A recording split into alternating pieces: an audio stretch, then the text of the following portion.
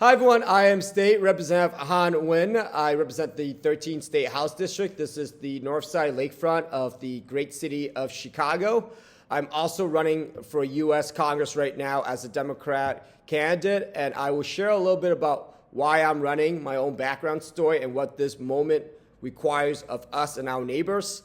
My family and I were refugees from the Vietnam War. My grandparents died in Vietnam fighting for democracy, freedom, and human rights during the war. My father spent 5 years in a prison camp in that fight, and after the war ended, we were left behind. We lived under the new regime for a very long time, where every single night we didn't know what was going to happen to us or our neighbors, and oftentimes the secret police came by and grabbed our neighbors, and we never saw them again.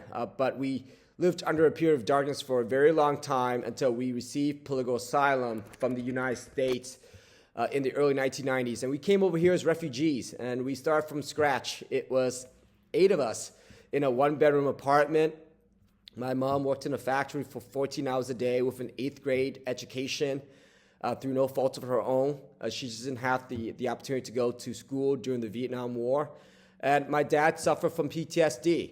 So growing up was tough, but I had a lot of folks who fought for me to have an opportunity. So I went to public school, K-12, learned English as a second language, and then I was able to get scholarships, student loans, and part-time jobs to attend Yale University, where I graduated with honors. I then went to Harvard University as well on a fellowship and graduated with a master's in policy and management. And then I went back to Chicago to work in community investments to make sure that we invest in anything from affordable housing to healthcare access to economic opportunity and jobs creation for all of us. And right now we're at a very critical moment in our country's history where this current administration is dismantling the very promise of the American dream. And we need to make sure that we restore that American dream for all of us, that everyone in this country, no matter where you come from or your zip code, that you get a fair shot at the American dream. And that's what we're running to do, to restore that American dream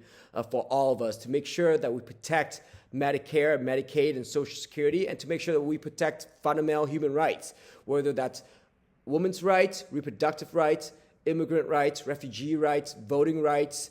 But we need to make sure that we protect all these rights in our country to make sure that all of us feel safe.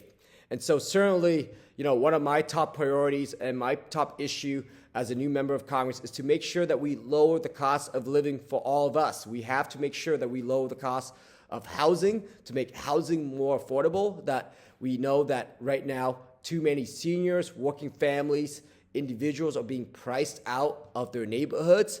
And so we need to really prioritize folks being able to stay in their neighborhood so that they can live, work, and play in their respective communities, that they have a shot at certainly protecting themselves from gentrification. And also at the same time, we need to stabilize housing for seniors as well and bring down the cost of healthcare, bring down the cost of groceries, and bring down the cost of transit and utilities as well.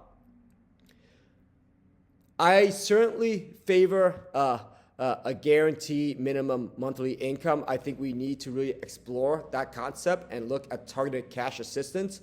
I think particularly we can look at pilot programs across this country where it has worked and has shown promising results.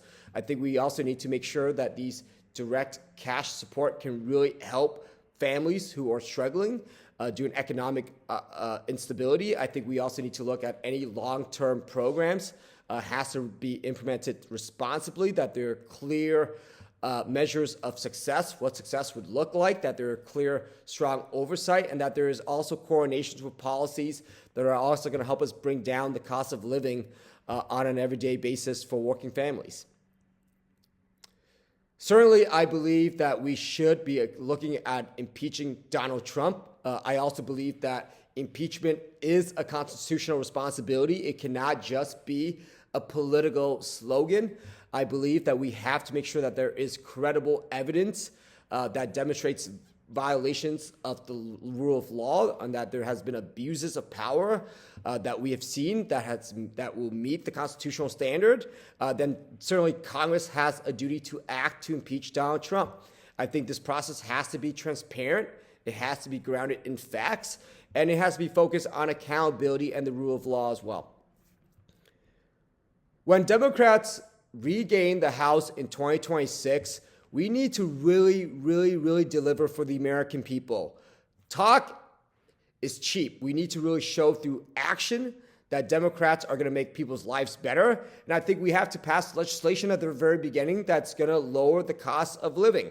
That means, again, bringing down the cost of housing, bringing down the cost of prescription drugs, of healthcare, of childcare, of utilities, of transit. I think we need to also do all of that, provide very tangible benefits while protecting fundamental rights, reproductive freedom, voting rights, LGBTQ plus rights, immigrant rights, refugee rights, voting access. I think that will show the American voters that we can improve their quality of life and that we are actually delivering tangible results for the American people. And that's how we earn trust and retain a majority of the House. When the Democrats lost 6 million votes between 2020 and 2024, that was very eye-opening. I think we need to really reconnect with voters from all walks of life. We need to really focus on economic issues. We need to really make sure that there is consistent presence in neighborhoods and communities, that we're not just showing up during election season, but we're showing up year-round to make sure that we meet folks where they're at. And we need to also use trusted messengers, that we need to use folks who are neighbors, neighbors talking to neighbors, and that we need to listen to concerns of individuals. And so we need to demonstrate year-round that we are fighting for working families and that we need to make voting more accessible, and we need to treat people as partners in this fight. You know, we need to really resist Donald Trump, and we need to make sure that those who are the most vulnerable in our communities are protected. We need to protect them proactively, and we need to act locally as well. This includes clear non-cooperative policies where legally permitted. We need strong data privacy protections. We need to provide funding for legal defenses and rapid response.